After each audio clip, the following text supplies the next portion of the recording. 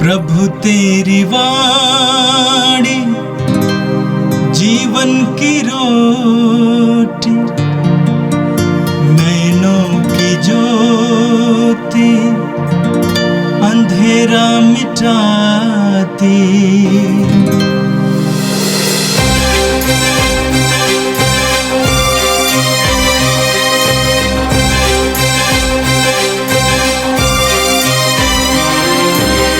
प्रभु तेरी वाणी जीवन की रोटी, नैनों की ज्योति अंधेरा मिटाती।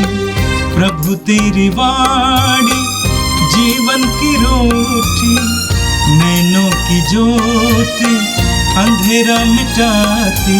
वाणी वाणी वाणी वाणी वाणी पवित्र है, शाश्वत है, जीवन का मन्ना है। 20 सितंबर बुधवार। पहला पाठ तिमोथी के नाम संत पौलुस का पहला पत्र, अध्याय 3, पद संख्याएं 14 से 16 तक। मुझे यह आशा है कि मैं शीघ्र ही तुम्हारे पास आऊँगा, किंतु यह पत्र इसलिए लिख रहा हूँ कि मेरे आने में देर हुई तो भी तुम यह जान जाओ कि ईश्वर के घर में लोगों का आचरण कैसा होना चाहिए। ईश्वर का घर जीवंत ईश्वर की कलीसिया है, जो सत्य का स्तंभ और मूलाधार है। धर्म का यह रहस्य निसंदेह महान है। मसीह मनुष्य के रूप में प्रकट हुए, आत्मा के द्वारा सत्य प्रमाणित हुई, स्वर्गदूतों को दिखाई पड़ी, गैर यहूदियों में प्रचारित हुई, संसार भर में उन पर विश्वास किया गया और वह महिमा में आरोहित कर लिए गए। यह प्रभु की वाणी है। संत लूकस के अनुसार पवित्र सुसमाचार अध्याय 7 वाक्य 31 से 35 तक।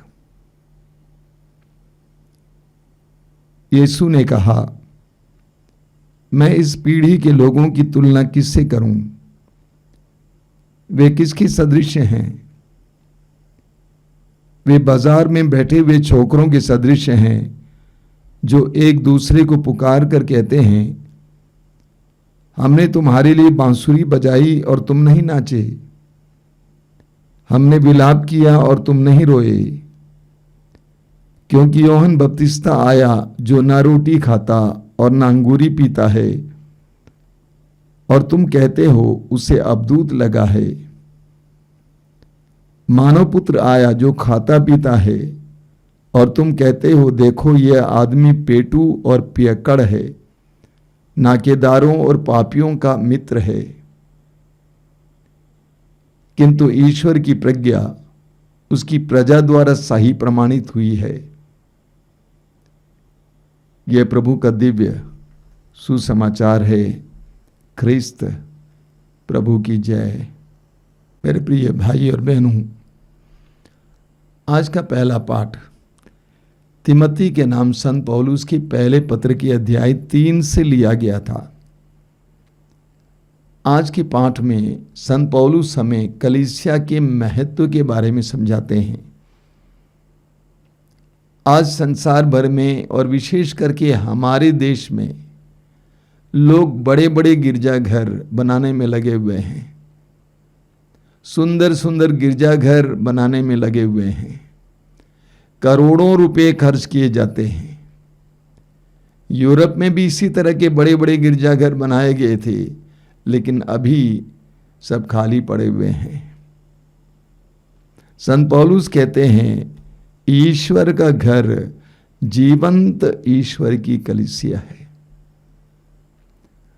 पौलुस कहते हैं, ईश्वर का घर जीवंत ईश्वर की कलीसिया है।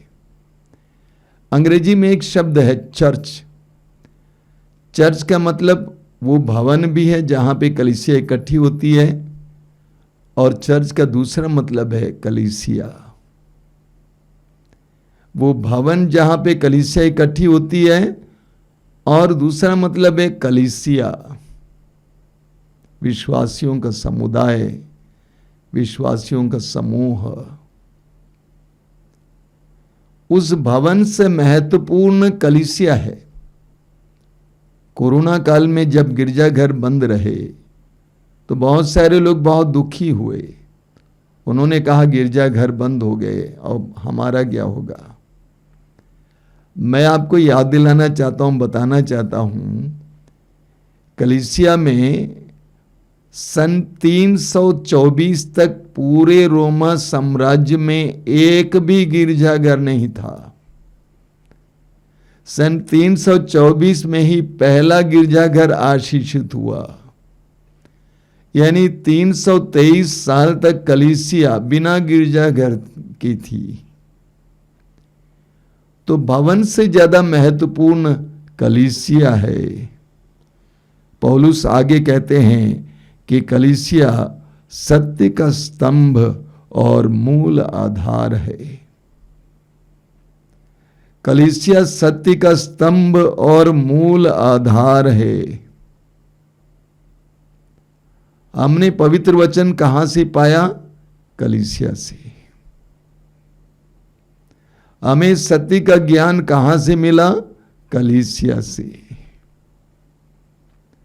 हमें विश्वास कहां से प्राप्त हुआ? कलीसिया से। हमें नया जीवन कहां से प्राप्त हुआ? कलीसिया से। हमें संस्कार किसके द्वारा मिला? कलीसिया के द्वारा मिला है। तो कलीसिया का बहुत बड़ा महत्व है। पौलुस कहते हैं कलीसिया सत्य का स्तंभ है और मूल आधार है। कलीसिया सत्य का स्तंभ है और मूल आधार है। कलीसिया में विश्वास इकट्ठा है। कलीसिया में सत्य का ज्ञान इकट्ठा है। उसी से हम लोग प्राप्त करते हैं।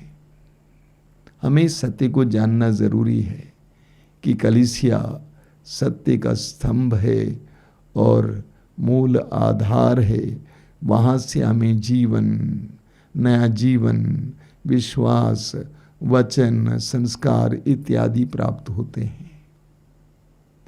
दूसरी बात है जो संत पौलुस कहते हैं, पौलुस कहते हैं धर्म का ये रहस्य निस्संदेह महान है। धर्म का रहस्य क्या है? पौलुस कहते हैं मसीह मनुष्य के रूप में प्रकट हुए, मसीह का देह धारण, आत्मा के द्वारा सत्य प्रमाणित हुए। मसीह में पवित्र आत्मा क्रियाशील था। पवित्र आत्मा की क्रियाशीलता के कारण मसीह ने सत्य की घोषणा की, ईश्वर के राज्य की घोषणा की और सामर्थ्यपूर्ण कार्य प्रकट किए। इतना ही नहीं, रोमी अध्याय 1 वाक्य 3 में हम पढ़ते हैं, संत पौलुस कहते हैं उसी आत्मा के द्वारा ईश्वर ने यीशु को मृतकों में से पुनर्जीवित करके ईश्वर का पुत्र प्रमाणित किया और स्वर्गदूतों को दिखाई पड़े। स्वर्गदूतों ने यीशु को निहारा और गैर यहूदियों में प्रचलित हुए। यीशु का प्रचार न केवल यहूदियों में बल्कि गैर यहूदियों में, सारे संसार भर में हुआ, आज भी हो रहा है। संसार भर में उन पर विश्वास किया गया। संसार में शायद ही कोई कोना होगा जहां पर यीशु के विश्वासी, यीशु के शिष्य नहीं हैं। संसार के हर कोने तक यीशु का सुसमाचार पहुंच गया है। और ये भी सत्य है कि वह महिमा के साथ आरोहित कर लिए गए, स्वर्ग में उठा लिए गए। ये धर्म का सार है, संत पौलुस कहते हैं। पौलुस हमें कलीसिया के बारे में, कलीसिया के अधिकारियों के बारे में और विश्वास के रहस्यों के बारे में बहुत विस्तृत रूप से समझाते हैं। हमें संत पौलुस के महान वरदान के लिए प्रभु को धन्यवाद देना चाहिए। और आज का सुसमाचार लूकस के सुसमाचार की अध्याय 7 से लिया गया था। 2000 वर्ष पहले जब संसार के मुक्तिदाता प्रभु यीशु इस संसार में आए तो उन्होंने अपने शब्दों के द्वारा, वचनों के द्वारा और अपने कार्यों के द्वारा ईश्वर के राज्य की घोषणा की। प्रभु यीशु ने ईश्वर के राज्य के रहस्यों को लोगों के सामने रखा और हजारों की संख्या में आम यहूदी यीशु के पीछे हो लिए थे। प्रभु यीशु ने लोगों के बीच में बड़े बड़े चिन्ह और चमत्कार प्रकट किया और कुछ लोगों ने यीशु पर विश्वास किया। लेकिन यहूदी धर्म के बहुत सारे लोग, यानी एक बहुत बड़ा वर्ग, यीशु को स्वीकार करने को तैयार नहीं थे। उन्होंने यीशु का तिरस्कार किया। सुनते हुए भी उन्होंने अपने को बहरे जैसे बना दिया। देखते हुए भी उन्होंने अपने को अंधे जैसे बना दिया। उनके हृदय कठोर हो गए थे, पत्थर हो गए थे। यह देखकर प्रभु आश्चर्यचकित हुए और प्रभु उनके बारे में एक सुंदर दृष्टांत आज सुनाते हैं। आज के वचन में आपने सुना, प्रभु कहते हैं, मैं इस पीढ़ी के लोगों की तुलना किससे करूं? वे किसके सदृश हैं? वे बाजार में बैठे हुए छोकरों के सदृश हैं जो एक दूसरे को पुकार कर कहते हैं, हमने तुम्हारे लिए बांसुरी बजाई और तुम नहीं नाचे, हमने विलाप किया और तुम नहीं रोए। तुम तटस्थ रहे, तुमने कोई जवाब नहीं दिया। ये यहूदियों की स्थिति थी। आगे प्रभु कहते हैं, क्योंकि यूहन्ना बपतिस्ता आया जो ना रोटी खाता और ना अंगूरी पीता है, और तुम कहते हो उसे अबदूत लगा है। यूहन्ना बपतिस्ता आए थे और उन्होंने एक तपस्वी का जीवन जिया। जंगलों में रहा करते थे, तपस्या किया करते थे और ईश्वर की वाणी को बड़ी कठोरता के साथ उनको सुनाते थे। लोगों ने कहा उसको अबदूत लग गया है। और प्रभु यीशु आए, मानव पुत्र आया जो खाता पीता है, और तुम कहते हो देखो यह आदमी पेटू और पियक्कड़ है, नाकेदारों और पापियों का मित्र है। प्रभु यीशु सबके लिए सब कुछ बनकर आए। प्रभु यीशु दरिद्रों के साथ रहे, धनियों के साथ रहे, धर्मियों के साथ रहे, पापियों के साथ रहे, लोगों के साथ खाए पिए।